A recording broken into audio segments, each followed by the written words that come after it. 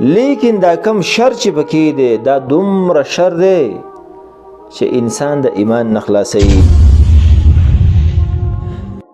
الله جل جلاله فرمایي ان الذين يحبون ان تشيع الفاحشه في الذين امنوا لهم عذاب اليم.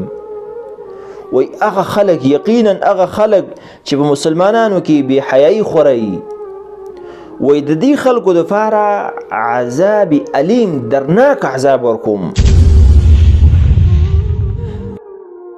محترم مسلمانانو ورونو نن سبا د فتنو بعضی آلات راوتی دي چې صحیح د باغې کې خیر هم خورېږي لیکن شر ډېر زیات دی. من جمله د هغې نه دا ټیک ټاک چې ورته وایي دا ټیک ټاک دې کې صحیح د خیر کارونه هم کېږي تلاوت به پکې شعر کې نشر کې بیان به پکې شعر کې د خیر ښودنه به چاته وکړي لیکن دا کم شر چې پکې دی دا دومره شر دی چې انسان د ایمان نه خلاصوي. او موږ او تاسو په دې مکلفي چې خپل ځان د الله د عذاب نه وساتو. دا زموږ فرضیه ده. موږ د دې لپاره پیدا شوي چې د الله عبادت وکړو د جهنم نه ځان وساتو او جنت راته حاصل شي. په دغې بلا کې ډېر هغه مؤمنان مسلمانانو د حیا نه ډک خلکو د حیا نه ډکې خویندې وي چې چا به پړونی بار نشي لیدلی نن سبا د یو څو روفاټو دپاره دغه شي ته راوتي دي. دا څومره عظیمه ګناه لري. خو د دې ګناه نه مخکې یو خبره را په یاد وشه د دجال په باره کې حادث ډېر راغلی دي چې دا داسې عظیمه فتنه ده ځان ترې وساتئ. او دا چې کله راشي خلک به رواني خلک به ورځي خپلې خویندې میندې زنانه دا به کورونو کې بندوي ورونه ورپسې بندوي چې دا بار ته ونه وځي.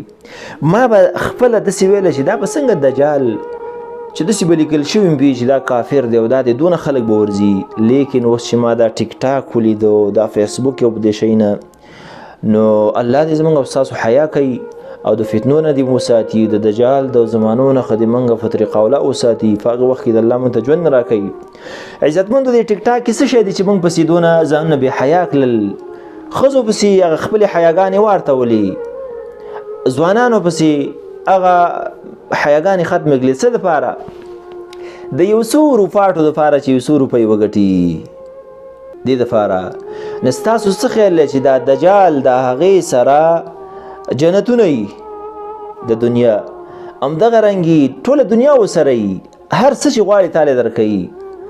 نو خامخا به دومره مخلوق پسې روان وي چې ټیک ټاک ستا پیسې به ګټې که نه به ګټې او څونه به ګټې 100 روپۍ دې دپاره زنانو د ځانونو نه حیاګانې ختمې کړلې ځوانانو مسلمانانو ځانونه د حیا نه خلاص کړل. نو دغسې فتنې خو ډېرې لوی دي او دا څومره عظیمه ګناه ده عزتمندو په دې شیانو کې دا فاحشین د شیان خورول دا عظیمه ګناه ده. الله جل جلاله فرمایي ان الذين يحبون ان تشيع الفاحشه في الذين امنوا لهم عذاب اليم. وی هغه خلق یقینا هغه خلق چې په مسلمانانو کې بے حیايي خوري وی د دې خلقو دپاره عذاب الیم درناک عذاب ورکوم. ادا په آخرت کې نه فی الدنیا والآخره په دنیا کې هم ورکوي آخرت کې هم ورکوي. عزتمندو دا ښکاره فاحشي ده. الله وی مؤمنانو کې څوک فاحشي خوري زه دغه انسان ته درناک عذاب ورکوم هم په دنیا کې ورکوم هم په آخرت کې ورکوم.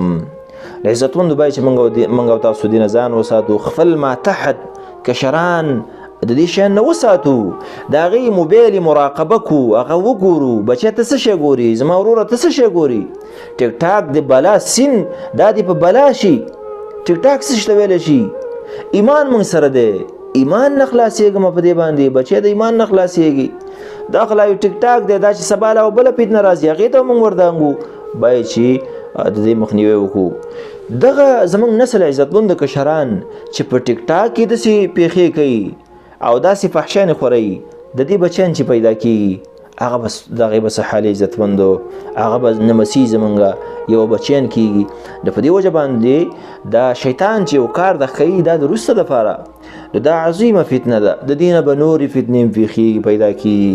خو اوس چې مونږ فلحال په دې فتنو کې باید چې اول خپل ځان وساتو او خپل کشران ما تحت هغه کنټرول کو.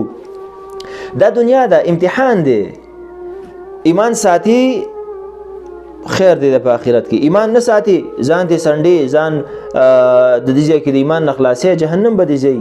الله به ته نه ګوري، الله به عذاب درکړي، خبرې به درسره نه کوي. بس دغه فایده ده. نو په دې وجه باید چې موږ د دې شیانو نه ځان وساتو. خیرخواهي په وجه باندې دا خبره کوم، نه هم د چا سره په پوله پټي باندې لانجه شته دی. خو د دې وجې نه چې یو مسلمان به د بل مسلمان خیرخواهي، نو د خیرخواهي په وجه باندې اول ځان ته نصیحت، بیا ټولې شرقن غربن مسلمانانو ته چې د دې شیانو د شرون نه ځان وساتئ. که هغه ټیک ټاک دی، فیسبوک دی، تویتر دی، یوټیوب دی، دا ټول فحشې دا شی نه ځان وساتئ. نفرت ته پیدا کوي، کرکه ته پیدا کوي، خپل ځانونه ته لرې کوي. همدغه رنګې باید چې موږ ایمان طرف ته توجه وکړو. دا زموږ ایمانونه سوځي، الله په عذاب علیم په دنیا او آخرت کې ورکوي. او ډېر د افسوس مقام دی والله، ځکه چې سړی سوچ وکړي دغسې ایمانداران خلکو او دې بلاګانو کې اوس ځانونه څه رقم جوړ کړي دي. الله دې باقي خیر کړي. خو د خیرخواهي د وجې نه دا خبره وکړه چې د دې شیانو ځان وساتئ. نوی نسل راتلونکي به بیا څه حالي که موږ د خپل وس کشران کنټرول نه کړل او په دې دغه باندې وکړل. دا تمې مه کوئ چې موږ د خامخا حکومت هغه منع کړي. حکومت هم منع کوي که نه منع کوي، الله منع کړي. الله منع کړي باید چې دې نه منع شو که نو الله وایي دا مه کوه، زه عذاب درناک عذاب در کوم دنیا آخرت کې. دې ته ولې مونږ وږي چې ما به حکومت د ښیي، ما به فلانکي منع کوي او فلانکي بند که او فلانکي ملک بند نه شو. نه، ته خپله باید طالب ته واچوه، دا شی لرې که د دې ځای نه ختم که. دا کول پکار دی عزتمندو، دا زموږ او ستاسو فریضه ده، واجب دی، لازم دی په موږ او تاسو باندې. هغه مشر، هغه پلار، هغه مشر رور چې خپل ماتحت کشران د دین منع نه کی، قیامت ورځ دا مسئول کلکم راع وکلکم مسئول عن رعیته. ګریوان نه باول ته نیول کېږي، د دې په سر باندې خپل کشر تا ولې نه بند کړی د دې نه. نو باید چې موږ ځانونه داسې نه چې شاید بچي قتلی او قیامت کې پړ مخې په جهنم کې بیته پروتي او الله پاک موږ سره ټوغې نه کوي عزتمندو.